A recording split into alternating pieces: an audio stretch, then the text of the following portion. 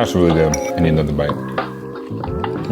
What's good, everybody? Welcome back to the channel, and welcome if you're new. This is Tapped in Wellness, where we explore all things wellness related, including whole food, plant-based cooking for the soul. And I know you've seen the title of this video already, so you know what we're making.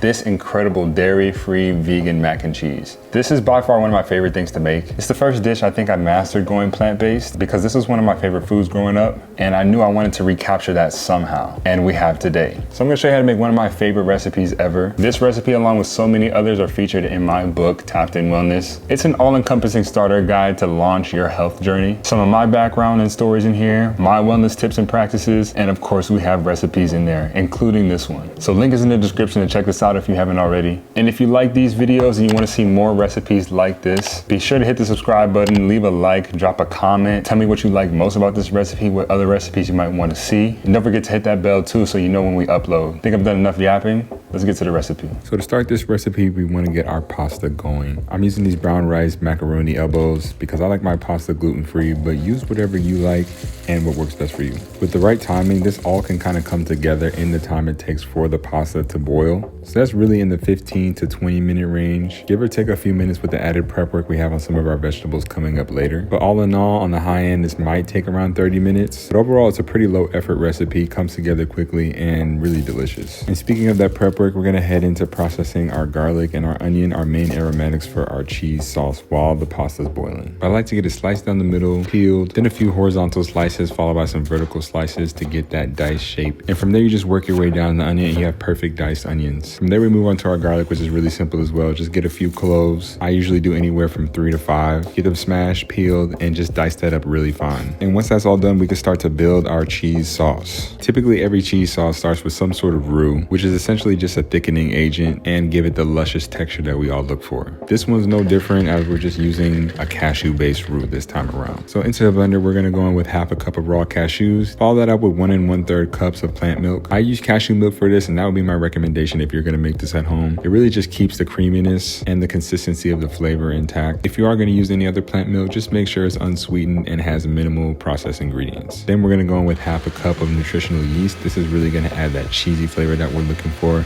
as well as help thicken up the roux in general. Get that blended up until it's smooth and homogeneous. Once it's blended up, it should resemble something like a loose pancake batter. Then we can move on to the next phase of our sauce. To a saucepan, we're gonna add those chopped aromatics we had before, that onion and garlic. Get that in over medium-high heat and let that sweat out for about 2 minutes. We really just want this to get fragrant and slightly soft. Once that's done, we add in our cashew-based roux and a full can of coconut milk. Don't be afraid of the full-fat coconut milk. These are really good fats for you. And as long as the coconut milk has minimal ingredients, no added fillers or gums, you should be in good shape. Once that's in, we can start to season a bit further.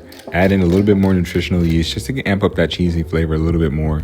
Salt and pepper to your taste. Then this is optional, but I like to add a bit of turmeric just to add some color to the sauce. It really helps bring out that deep, rich yellow-orange color that we look for in a mac and cheese. Then I like to go in with a tablespoon of vegan butter. And then just give this a good mix. Let this simmer on medium-low heat. Scrape up some of the good stuff on the bottom of the pan from the sauteed aromatics that we started with. And let this go for about 10 minutes. You're gonna see it bubble away. Give it a stir every now and then, and you should start to see how much thicker it starts to get. But once you really have it to the thickness you want, you can turn off the heat and let it rest. And you'll know it's really done when it coats the back of a spoon and it leaves a trail when you run your finger through it. Continue to check on your pasta in the meantime, but regardless, it should be done at this point. So get that strained off and we can start to build our mac and cheese. Now, there's a couple ways this can go. One is you can just combine the sauce and noodles as they are in a pan, which is how I do it most of the time, and that's the quick version. Don't get discouraged because there's not some crazy cheese pull or that the sauce is not super thick.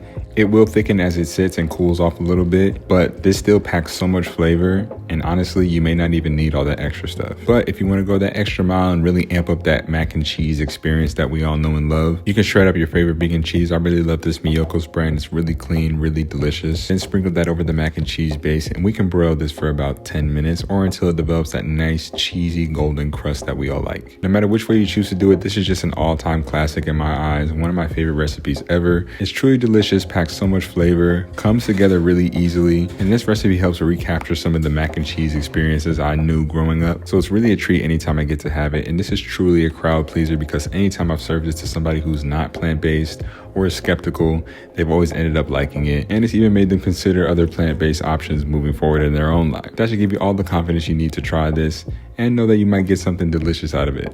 All I know is that this is one of my favorites, and I hope you get to try it for yourself. And now for the best part, the taste test. I'm so excited for this. That's really good. I need another bite. That's everything you want it to be. Creamy, a bunch of cheesy flavor, a slight crisp from that broiled cheese on top if you choose to add it, and overall just a ton of flavor that's undeniable. You most definitely should try this out. Minus broiling the cheese, this all comes together in about 30 minutes. So it really doesn't take that much time or effort. You definitely won't regret it, and as I said before, this is one of my favorite recipes. So I hope you enjoy it. Also, if you enjoyed this video and you want to see more recipes like this, be sure to subscribe to the channel, hit the like button on this video, and hit the bell so you know the next time I upload. You know we gotta please the algorithm gods. So lock me in. I appreciate everybody watching, and now I get to finish this plate and maybe some more of this dish too.